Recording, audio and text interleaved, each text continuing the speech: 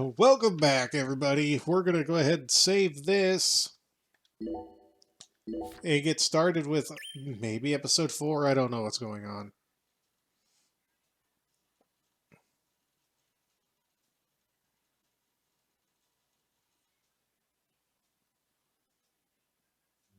Yeah. Oh, I just love the look of glistening green grass. You know the green I'm talking about. Moist with sprinkler water, reflecting the radiance of the sun. In that regard, Louisiana's grass is in a class of its own. Just picture it. On a clear summer day, a cold beer in one hand, gazing out from your porch onto the garden you're so proud of. This is the life. Doesn't get much better than this. That's how you feel. A well-kept garden and a cold beer? Be the ultimate combination. They go hand in hand, just like hot dogs and sporting events. But that grass? It's got a bit of a nerve to it. It doesn't matter how many times you cut it down. It'll always keep coming back. Can't turn your eyes away for a bit. And that's when it'll really sprout up. Up until last week, your garden was perfectly pruned and balanced, symmetrical and pristine. But you wake up the next morning, and you can't even stand to look at what it's become. That's why people work so hard to cut their grass. Like it's some ordeal they've been tasked with by the big man in the sky. Oh. And it never ends. Understand me, Zach? If you want to stop cutting your grass, well, you need to either submit to its growth or force it to wither. That's all humans can really do. Hard work never really gets you anywhere in the big picture. Nothing but wasted efforts. You following me here? Now just be honest with yourself. Be honest, Francis Zach Morgan.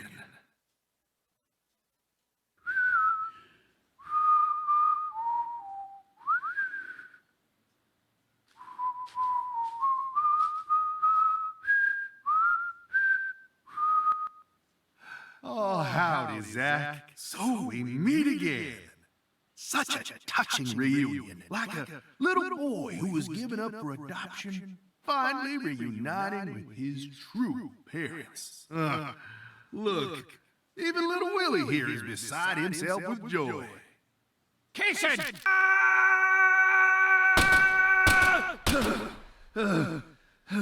Oh, dear. Damn it! I'm gonna kill you!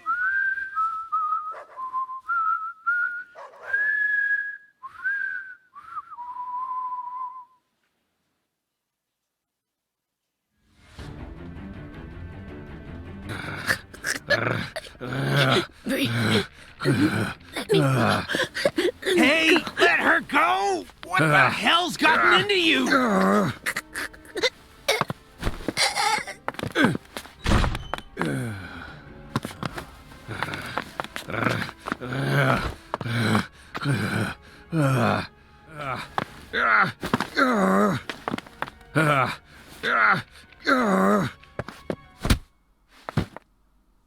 Jeez, are you okay?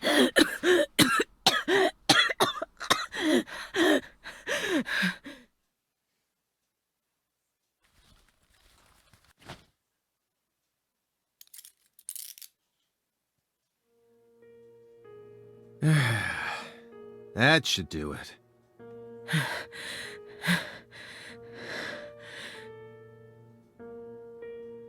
Well, no turning back now.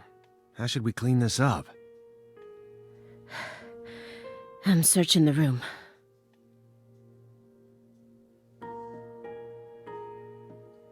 "2019!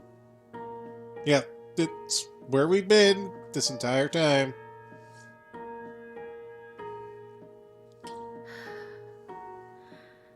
This room is pure insanity. But I can't let it shake me. Why did you come here, Aaliyah? Remember the real reason you decided to investigate Morgan's house in the first place.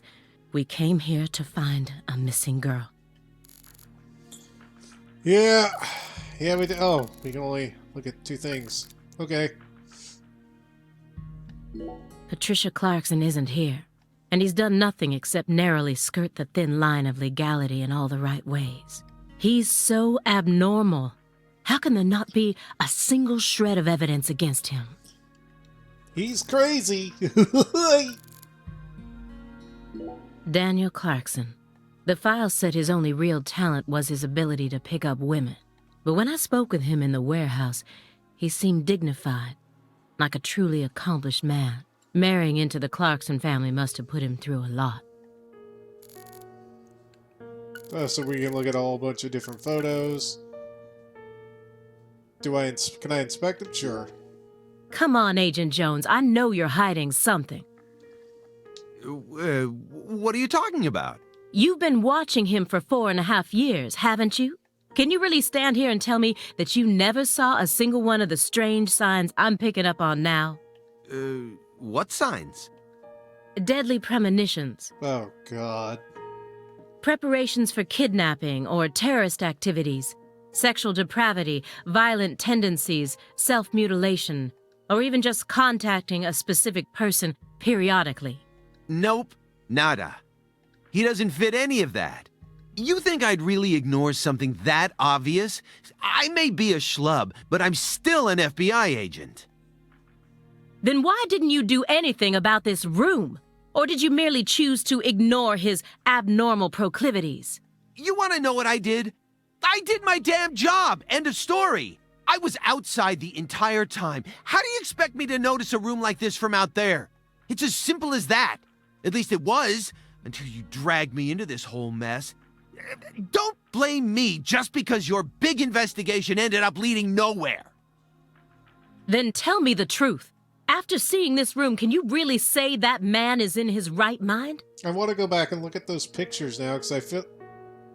Do you see the deer head with lettuce glasses and a wig? If this continues on the story, I may actually pause it, come back, and look at all the pictures. He kept this room a total secret from you for over 4.5 years. No normal human is capable of such a feat. Only a true genius. Or a true monster. Can you really guarantee that he won't try anything if we just let him go here? Well, Then you need to help me. Find some sort of evidence that we can use to make him reveal what he's plotting. okay. Oh, we can't look at the pictures. Sweet! Good. Photograph of Patricia Clarkson. I thought she was imprisoned right here in this room, but there was no one here. Where could she be then? Do we look at the... let's inspect the picture of Daniel. Why do you think Jethro here survived? Why? I mean, doesn't he look like the kind of guy who'd die first in a horror movie?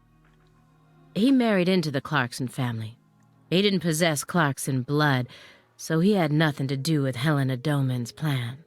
The blood purge thing? But if that was all there was to it, then Helena Doman wouldn't have killed anyone but Clarksons, right? Yet a ton of the Clarkson gang members died, along with Sheriff Woods. Doesn't add up. She did whatever it took to achieve her goals. She'd kill if the plan required it. But killing people outside of the Clarkson family was never a priority. Her ultimate goal was to cut off the Clarkson bloodline. Maybe he was always meant to be an assistant to the goddess of fertility. What, like a servant? He was the kind of person who was most in his element when he had someone to serve. Even afterwards, he let Patricia take over the estate, while he became her assistant. As soon as he settled into his role, the townspeople started to respect him. Now they practically revere him, and he's even earned himself a nickname. One-Armed Danny. So you think his life played out exactly the way Professor R planned it to go? Talk about tragic.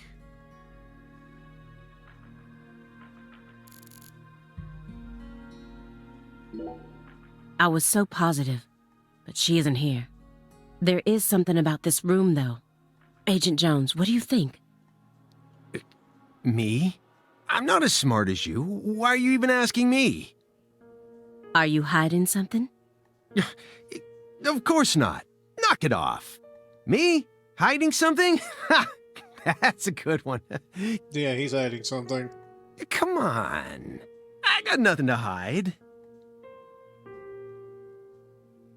I thought I would find answers in this room.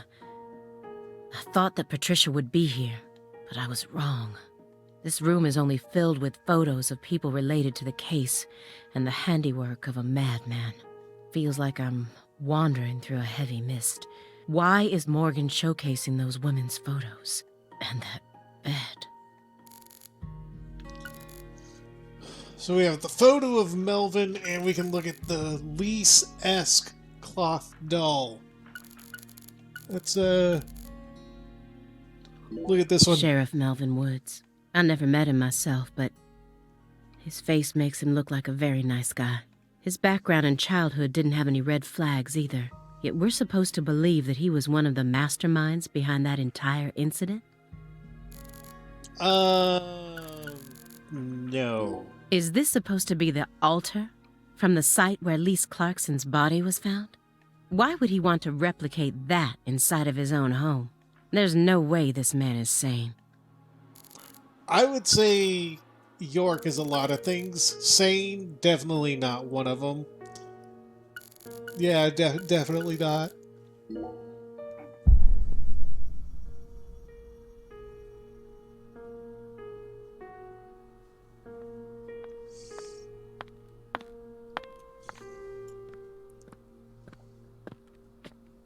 Why did Lise have to die first?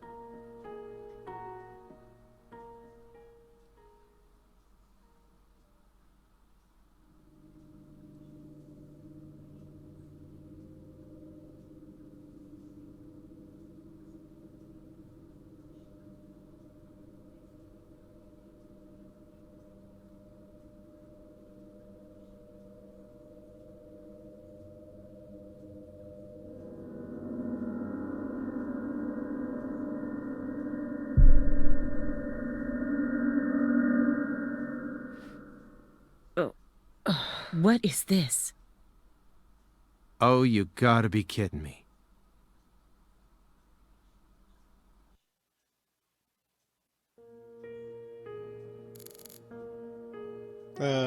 But If you loved someone from the bottom of your heart, would you ever be able to marry someone else? Or kill for them? Whoa, what are we talking about? I never heard of any kind of motive like that in any other murder case. I just keep feeling like we're being fed a story that he made up in his mind. True. Honestly, without having experienced what that's like, I can't really say what I'd do. But I'd never try and force love to happen if it didn't seem like it was meant to be. There are 3.5 billion women on this planet. There's got to be more than one specific person who anyone can fall deeply in love with, right? But what if we were talking about pizza, not women? here we go. You just discovered the perfect ultimate pizza, but you aren't allowed to take even a single bite unless you kill someone for the cook. Have you ever loved someone with all your heart? What kind of person do you take me for? That's my line.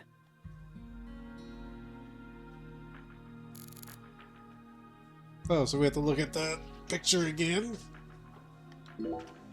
The one who took her in after the incident was Daniel Clarkson, the next in line to succeed the Clarkson family.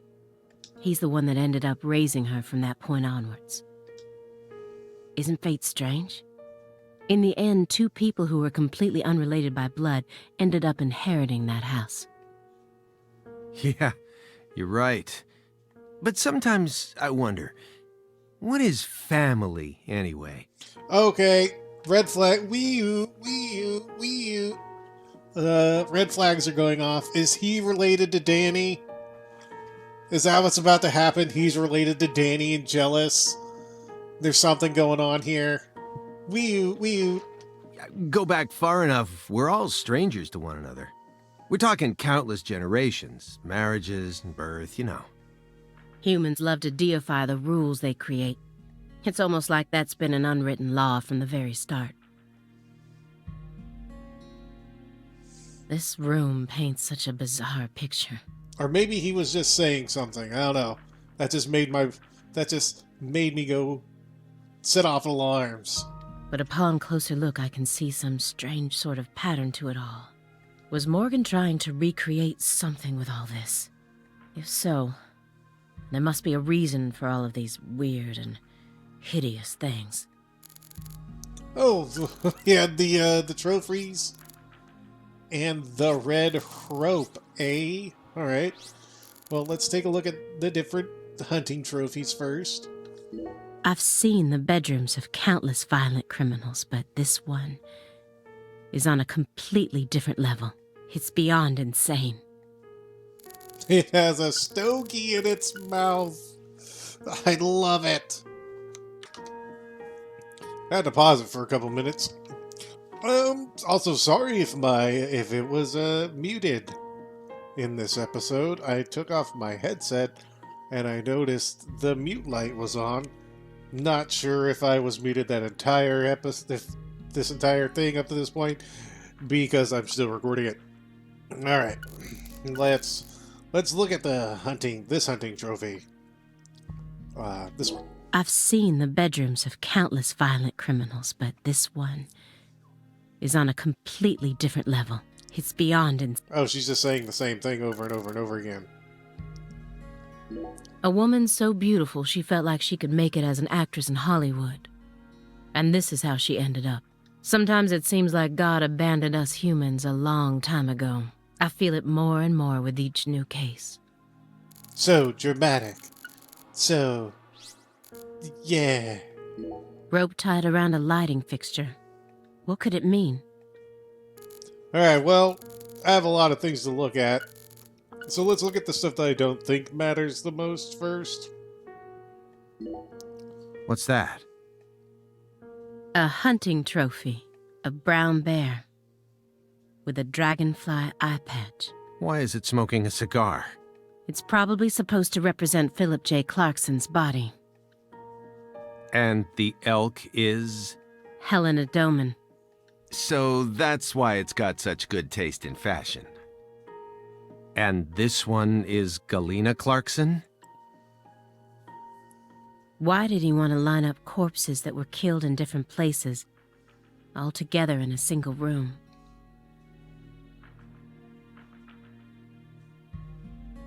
Red seeds? Oh, do I have to look at the red seeds now? No. I'm gonna look at the red rope. Red rope. You sure it's okay to press that? Won't know until we try. Hey, it's Woodstock. Look, a peace sign. Love and peace, man. Even I can figure out what this is from. It's Jimi Hendrix, Janis Joplin, Grateful Dead, and Led Zeppelin. But I shouldn't have to explain it to a music nut like you, right? That isn't a peace mark. It's upside down. You don't need to be a music nut to see that. Who says that's the top part? If you're looking from Lisa's head, this is the top part, making it a big, fat peace mark. No, this is the ground. Where's your proof? The red seeds. Seeds go in the ground, right? That makes this wall the bottom. Lisa's head is clearly at the top. Period. Also, Agent Jones. Led Zeppelin never played at Woodstock. He's representing a human with a hunting trophy made from an animal.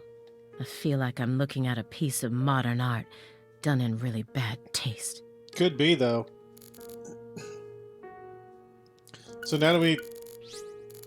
Okay, we have the Greenvale case. We can't... I feel like, do we really need to look at these again, or does she say the same thing?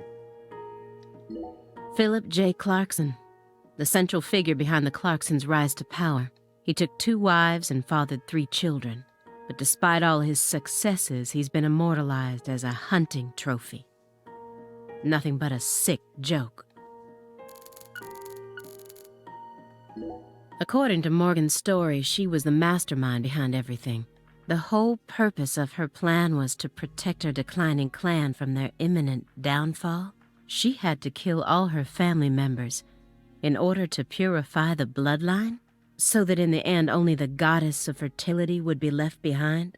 I don't buy it. This plan has so many holes in it, I don't know where to begin. Yes, Katrina may have carried all of the evidence away, but I still can't believe he was actually able to turn in this fairy tale as an official report. Maybe you should look at his bosses then. Now, does she actually say something different if you inspect them? She planned a string of murders all in order to restore the Clarksons to their former glory, right? Yeah. According to Morgan's story. Matches up with the files, too. But the only proof of that is the confession she privately gave to Morgan just before she died. Galena Clarkson was also murdered immediately after she confessed. Don't you think it's all a little too convenient? Well, story-wise, yeah. And the sacrifices. None of the FBI's official records contain an example of an actual human sacrifice. Aside from the cases that Francis Zach Morgan handled, that is. There are tons of examples of animal sacrifice, though. And remember the witch hunts back in the Middle Ages? Meaning? Meaning, there are always exceptions to the rule. And Morgan alluded to the existence of some sort of journal, right? I think he said he read it in Professor R's lab. If we could find that, maybe this would all become easier to swallow. The report didn't mention anything about a journal.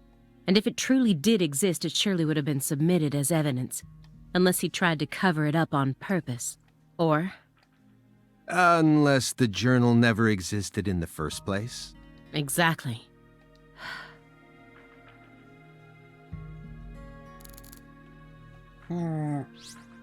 Curiouser and curiouser. Can I not? I can't look at the bear head? That's it? Wait, nope, I had it. No, I didn't. Yeah, it won't let me. Alright. He was going back over the Le Carré case together with the Greenvale case. Just as I thought, these 2 cases are connected, but in a different way from what I originally thought. Anna Graham, the first victim of the Greenvale case. Her body was found hanging from a tree, like a goddess being worshipped in a sanctuary. Meanwhile, Lise Clarkson was found on the bank of a river in an area that had been fashioned into an altar. The person who gruesomely ended the life of that young woman must be brought to justice. I completely agree. They both still had their whole lives ahead of them. The Le Carré case and the Greenvale case. According to my investigation, the one key that links both cases is Francis Zach Morgan. But if we look at the cases from his point of view, we see one more connection. The red seeds are also present in both cases. I believed that he was the one who brought them to both towns. But maybe... No, never mind. Still can't look at the bear head. When Helena Doman returned home, someone must have let her inside. You think that was her brother-in-law, Daniel? I don't know. Well, alligators did chomp his arm off. He probably had it in for old man PJ, too. But, you know, I don't think he had anything to do with this. Why not? You're making it out to be more complicated than it really is. That's always the problem with people like you. Too smart for your own good. Just get to the point. Professor R marched straight through the front door to the mansion. She arrived right at her destination using the quickest route possible without having to undergo a single security check. I know. My question is, how was she able to do that? Because she's family. It doesn't matter if PJ disowned her. He never stopped loving his son. A father would never abandon his child, no matter how much they fail to fulfill his expectations. That's what being a parent is all about. Don't look at me like that. I know. I don't have a son myself, but I have a father. He's still back in my hometown, managing the printing plant my grandfather started. He'll be turning 80 soon. He wanted me to take over the place, but as you can see, I'm out here. But I know how this whole thing works. Even though I haven't seen him in forever, the minute I go home, he'll welcome me with warm, open arms.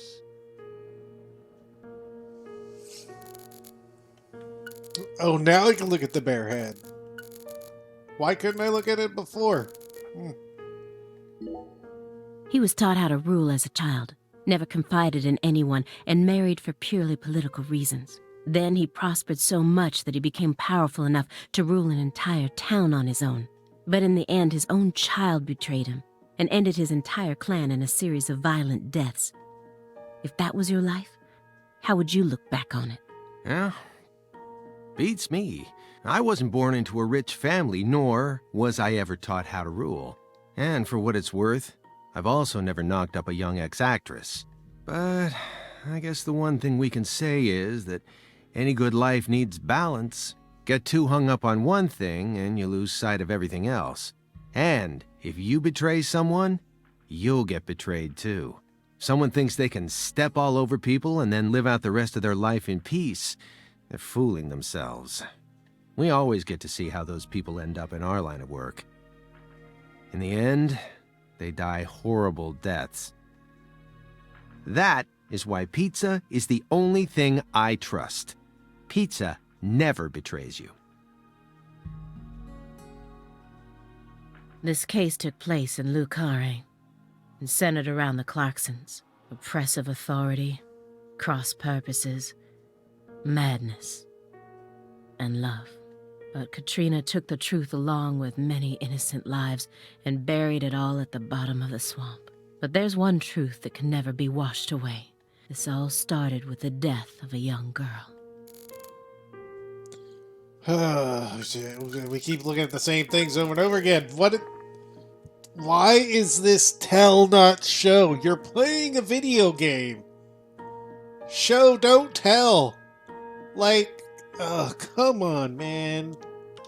And we're already 28 minutes in, so what I'm going to do is either this is going to end, and if it does, you all take care and have a good one.